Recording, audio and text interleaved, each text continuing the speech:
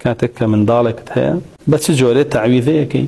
بوي بارز رابيل تشابيسي لمسألة شياطين لها اشتك. عن ابن عباس رضي الله عنهما عن النبي صلى الله عليه وسلم أنه كان يعوذ الحسن والحسين ويقول أعيذكما بكلمات الله التامة من كل شيطان وهامة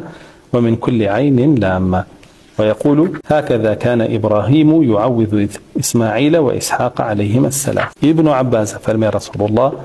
صلى الله عليه وسلم حديثك صحيح ولا بخاري هاتوا فرمي رسول الله صلى الله عليه وسلم حسن وحسين أهنا أما بسر أخوان طبعا هاتوا لروايات تراك فرمي هردوك يعني لباوش يكردو دس يخص سرسريان أنجا إخوان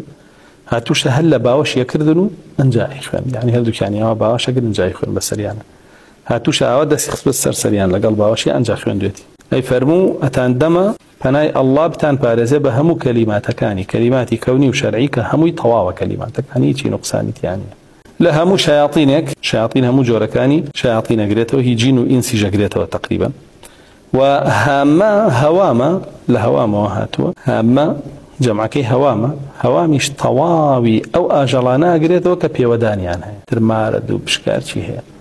ميشوله مجازة هرشي هي همو أوانا قريده وكا بيوداني عنها زرد والله زرد صغيرة هرشي هي لشي كجوا من كل عين لامة لهر شاوك كاو شاوا بيسا وكاريجرية به